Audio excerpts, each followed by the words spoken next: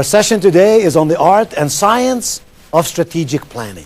Today, we will learn the 7 steps towards building a strategic plan. We'll discuss the difference between proactive and reactive planning. And we'll talk about some other things too. A strategic plan is a map to guide you between 2 points: where you are, your present reality, and where you'd like to be, your future reality. Put differently, you might ask the questions in this way: who am I? Whom do I want to become? What must I do to fill this gap? What is our organization today? What would we like for it to become? And what things must we do so we can get there? In other words, planning strategically, not by accident, but by design. Every organization goes through several important phases. I'd like to show you what those are, and as you see them, examine in your own mind's eye where you may be right now. Let me draw a little something on the board. The first stage in the life of every organization is what we call the entrepreneurial stage. That is where you conceptualize an idea. That is where you have a vision and a dream. And we might say that stage is somewhere right here. We haven't yet begun anything. We're just sort of talking about it and thinking about it and dreaming about it. The entrepreneurial stage. Almost every great organization came out of an idea somewhere. An idea brought forth by some entrepreneurial spirit. Second stage is what we call the growth stage. If the idea is a good one, then what happens to it is it takes off. People begin to buy from you, more people begin to join you in this effort, and you begin to grow. And of course, with the growth pattern come all kinds of growing pains. Change is demanded of you, adjustment is demanded of you, but growth is fun, growth is exciting, growth is positive, growth is very motivating. Because when you get up in the morning, you see things happening. Here's the part I'd like to focus on. Next stage is what we call the maturity stage. You had an idea and you put it to work and it took off. But it cannot keep taking off. When you want to go on a trip, you first get on the airplane and you are at land level. You're right there, smooth on the airport. Then what happens? The airplane picks up speed and the airplane takes off in the sky, like the growth stage. Eventually, though, the pilot will come on the microphone and say, we are now cruising at such and such a level. That's the maturity stage. It implies on a trip that this is as high as we're going to go. It implies in a business that this is our best at this moment. The trouble, my friends, is your business cannot stay here. One of 2 other things will happen. Either your business must have another growth pattern. We call this renewal. If this is the comfort zone, if this is the maturity, if this is complacency, what happens after that? One of 2 things. One is called renewal. We will begin all over again like we did down here with the idea, maybe more ideas, more change, more excitement, more education, more training. And we take off again with a sense of renewal. Or it is very possible that something else takes place. The organization begins to go in a downward fashion like this. Now, isn't that sad? Organizations just begun to go downhill slowly and surely. Here's what cannot happen. What cannot happen is you're not going to go on forever in the stage we call comfort zone. This is not a possibility. Either this is going to happen or this is going to happen. The choice is entirely yours. All those stages are the actual stages that happen in the life of a company. That's why strategic planning is important. If this company strategized somewhere in here during the growth pattern, then they would have possibly kept away from too much of this. This might still take place, but it might take place in a shorter speed, only this much. And then they would have taken off again. And then maybe one more time you do this, and then again, and like this, and again. But look at the direction. It's going onwards and upwards in a positive movement. Instead of going up, then straight, and down, maybe up again, maybe down again.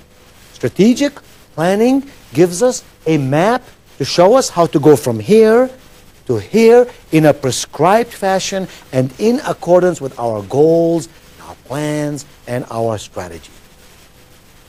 I like to say that in every organization, profitability in your company is dependent on two basic items. Those are productivity and performance. In other words, productivity plus performance equals profitability. What is productivity? Productivity is output over input. It's the results that we get because we've put all these resources to work. So a simple example might be, if you want to determine the productivity of one of your salespeople, you ask the question, how much investment have we put in this person? How many days has this person put into calling on prospects? And how many sales has this person gotten for us? And what kind of a ratio are we getting? And if it's not a good ratio, how can we improve the productivity of this person? Obviously, it's easy to measure the productivity of a machine. But a human being, it's tougher. But if you don't know how productive your people are, you are not strategically planning for a better future. What does performance mean? Performance only means this.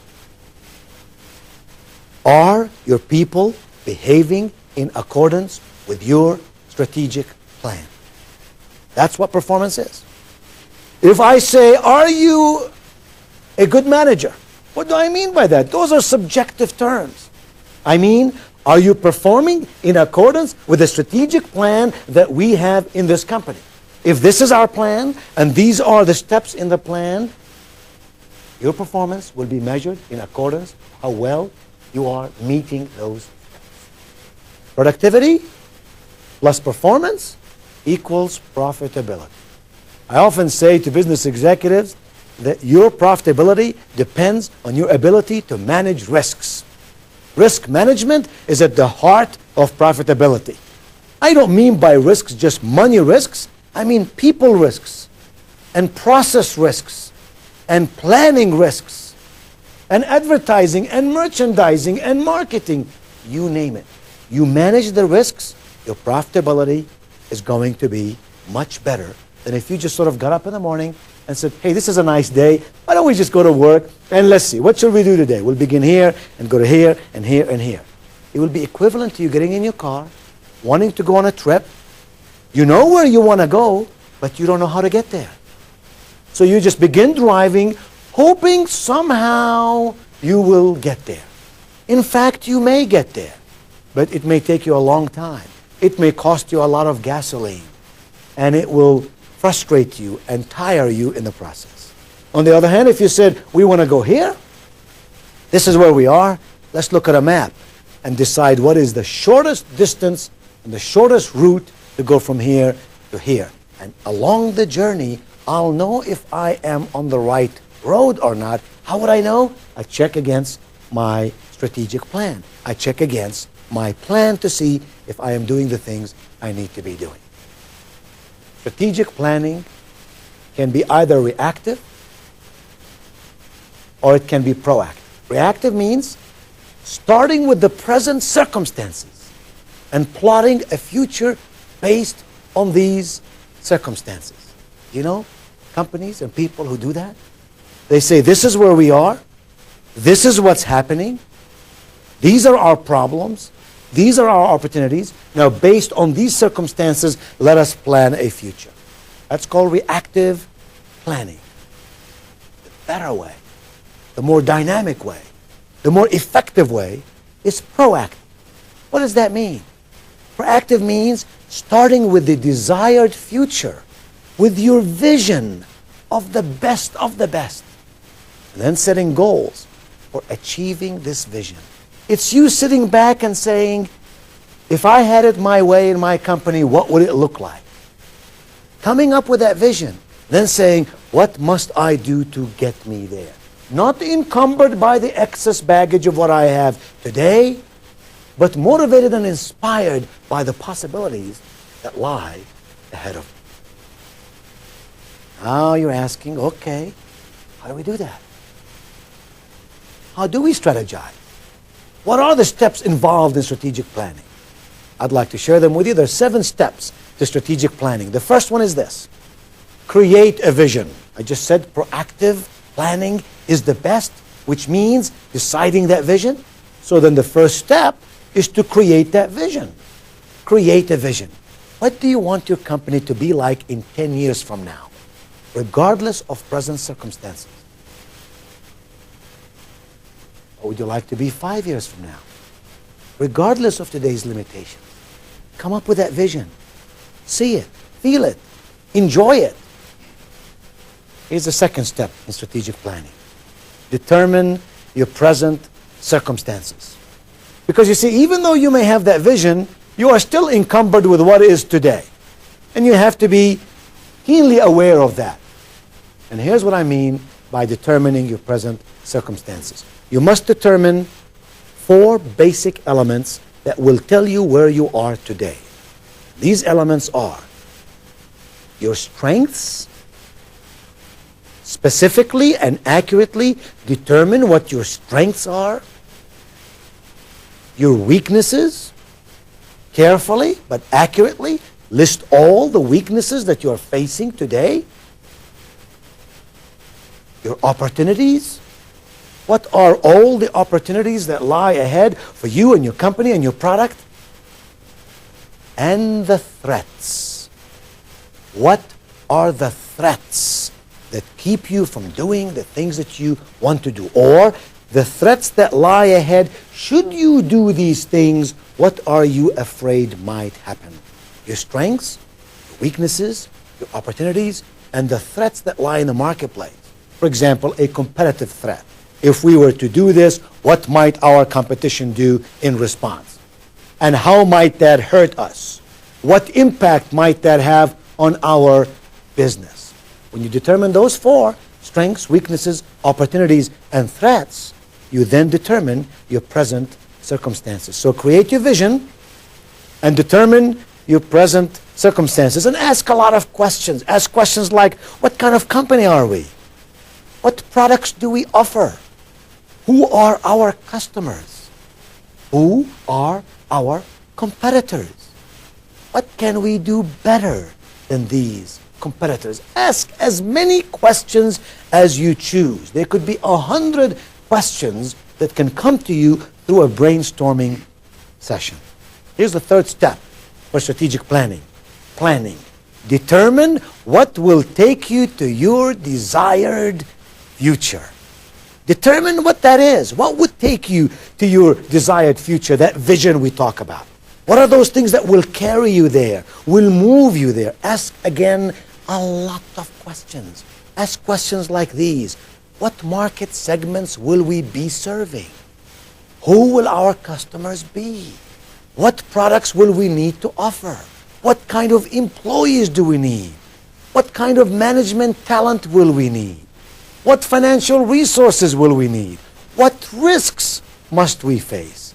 How will we manage these risks? What is the likelihood of success? These are just a few questions that come to my mind. But in your own mind, you may think of 100 more questions. But can you see, by asking questions, you can determine what those things are and what the results might be. And the 4th step, strategic planning, is this. Develop action plans to bridge the gap between your present reality and your vision. Start with your desired future, remember? This is what you really would like to have. Start here and plan backward. Say, this is really what I'd like to be. This is really what we would like our company to become. By the way, think of this in your own department. It doesn't have to be in your all over your organization. It can be just in the department for which you may be responsible. And say, how might I make my department more effective and more successful? And what strategic plan might I have for our own activities and procedures and plans for the future? You might set long range, intermediate, short range goals. You might set action steps, timetable to reach those goals. The point is, decide who will be accountable for each action. If strategic plans fail, they often fail because we don't assign specific activities to specific individuals. So we have this grandiose, this wonderful, this magnificent plan, but we have not assigned specifically who is responsible for every part of this plan. Who will monitor it? Who will do it? Who will report about it? And who will make corrections when corrections really are needed? You must develop measurable criteria for evaluating each step. If a strategic plan is to work, you must ensure that every step is measured, corrected, and the criteria are lived by. The fifth step is to implement the strategic plan. You've done all this work and all this homework. Now, how do you implement it? Put it to work. Assign it to people, assign timetables, but now actually put it to work. Make the necessary changes to make it happen. Number 6, evaluate your progress. Take a recess to reassess. Is it doing what I want it to do? Am I achieving the things I thought I'm going to achieve? And if I'm not, adjust. And if I am, celebrate the successes. And the 7th step, strategic planning, is to make those necessary changes to the systems and to the structure to achieve your plan. In developing your strategies, you can be either conventional or you can be inventive. You want to be inventive. Conventional strategies follow well-worn paths. This is the way we've always done it, based on what has worked in the past. But inventive strategies, those creative, innovative, inventive strategies break new ground. They also profit by experience.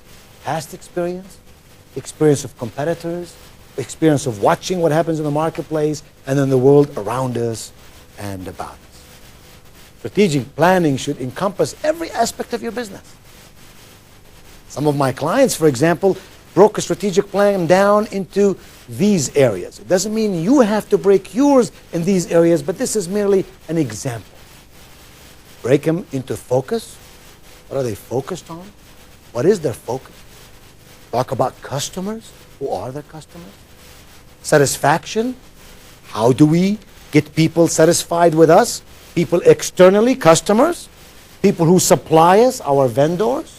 People who work with us, our employees. Business focus, which is different than personal focus. Business focus, what markets do we want to be in? What future do we want to prescribe? Employee motivation, how do you ensure that your employees are with you? Are doing the things you want them to do? Motivation has to be renewed every day. People who did very well yesterday may not do very well tomorrow unless you constantly keep them excited and inspired. How about global leadership? One of my clients talks significantly and insensely about leadership in a global sense. How is our world coming together to work, to make good things happen? Market focus? Technology? How does technology affect your business today? And what might you have to do 5 years from now, 3 years from now, maybe even 1 year from now to accept and adapt to all these techno trends about us and around us?